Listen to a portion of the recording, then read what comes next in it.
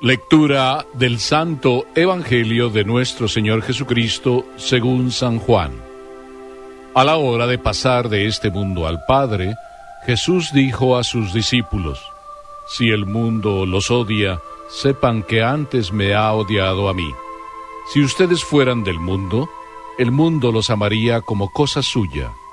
Pero como no son del mundo, sino que yo los elegí y los saqué de él, el mundo los odia.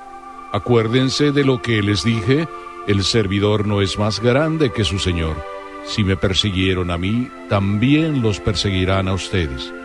Si fueron fieles a mi palabra, también serán fieles a la de ustedes.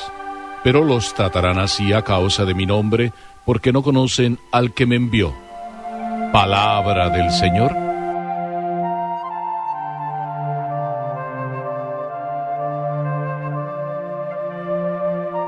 No sé qué decirles porque por mi mente y por mi corazón sobre todo circulan muchos pensamientos, todos ellos válidos al respecto de este Evangelio. Todos corremos el riesgo del Maestro. Así podía ser el título de este Evangelio, quizá. También podría ser: no pretendamos más que el Maestro. O también: no pretendamos privilegios solo por ser seguidores de Jesús. Y si quieren, podía ser más bien este el título, porque Jesús nos está hablando desde su propio corazón. Y yo no puedo más que hablarles también desde mi propio corazón. Por tanto, consejos de padre a la hora de irse. Consejos de padre son los de Jesús, que nos está diciendo a cada uno de nosotros, sí, a ustedes, y a mí también, por supuesto. Recuerdo aquella frase del orador famoso griego Demóstenes, en la mejor de las épocas de los griegos. Demóstenes siempre estaba hablándole a toda la multitud, a toda la gente, y era tan elocuente que todo el mundo lo escuchaba, y en una de esas alocuciones, él dijo: cuando las cosas se ponen peor, es cuando van mejor. Esta es la ley de los seguidores de Jesús, de ti y de mí. Sí, la ley tuya y la mía. La ley de los seguidores de Jesús es que nos toca lo mismo que a Jesús. Y Jesús, desde su propio corazón de Padre, nos habla y nos quiere decir: oigan, no se engañen, pero tampoco quiero meterles miedo. No se engañen, pero tampoco quiero meterles miedo. Y Él nos dice: si el mundo los odia, sepan que antes me ha odiado a mí. A mí estas palabras me encantan, porque Jesús nos está hablando a ti y a mí y nos dice: bueno, no se extrañen si los odia el mundo. Y hoy, cuánto odio a veces hay hacia la iglesia, cuánto rencor, resentimiento, crítica, chisme en torno a la iglesia. Es verdad que muchas veces no damos testimonio, pero cuánto furor, cuánta ira hay contra la iglesia. Pero no es ahora solo. A Jesús lo persiguieron, a Jesús lo acusaron, a Jesús, inclusive los propios que habían recibido alguna ayuda de él, al final también intervinieron y dentro de toda la multitud lo acusaron y Jesús fue condenado. A veces nos quejamos: esos hombres que vivieron en aquel tiempo, qué malos fueron con Jesús.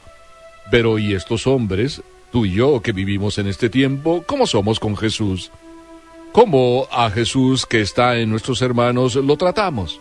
Bueno, el mundo sigue odiando a todos aquellos que queremos seguir a Jesús. Así es de que es ley, ¿verdad? Es ley de todo seguidor. Si al Maestro lo persiguieron, a ti y a mí, que queremos seguir al Maestro, nos van a perseguir. ¿Y por qué? Bueno, pues sencillamente se me ocurre pensar que la advertencia que nos hace Jesús es una advertencia sabia y es bien clara. Primero, a ti y a mí nos puede odiar el mundo porque no tenemos nada fijo en esta tierra. ¿Me escuchaste? No tenemos nada fijo en esta tierra. Es decir, aquí no está nuestra morada. Y por consiguiente, si queremos vivir como Jesús, sabiendo que aquí no está nuestra morada, Eso es lo que andamos predicando, y el mundo que quiere, o aquellos del mundo que quieren aquí su morada, se sienten impelidos, quizá acusados con nuestro propio testimonio que les hablamos de que aquí no está nuestra morada. Por eso nos persiguen a veces como persiguieron a Jesús. Jesús hablaba de que nos quería llevar a la casa del Padre y... ¿está loco? Cuando nosotros hablamos de las cosas de arriba, también a veces nos dicen que estamos locos, inclusive de esa manera como que nos quieren callar. Pero no te preocupes, si tú tienes bien claro que tu morada no está fija aquí en la tierra y de eso hablas, entonces te van a perseguir. De ti va a haber mucha difamación.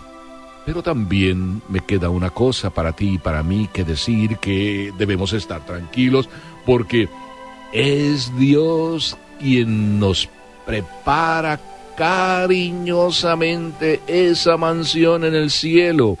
Y tú estás en el pensamiento y el corazón de Dios, tú y yo, para quien Jesús se fue y nos está preparando esa morada.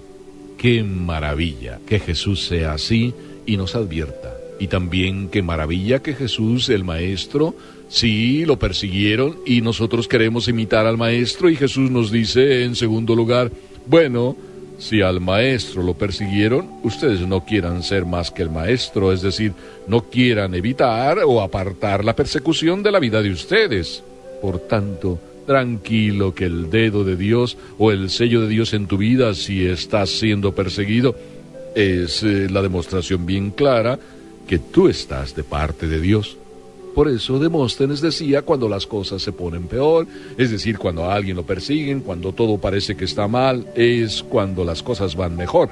Porque si hay persecución, quiere decir que el dedo de Dios está ahí en la vida tuya y en la vida mía. Por algo nos persiguen, porque estamos señalando para arriba. Y alguien quiere solo quedarse mirando hacia abajo. Y hay muchos que quisieran solo mirar hacia abajo y repetir y decir que nuestra morada está aquí en la tierra y que aquí se acaba todo.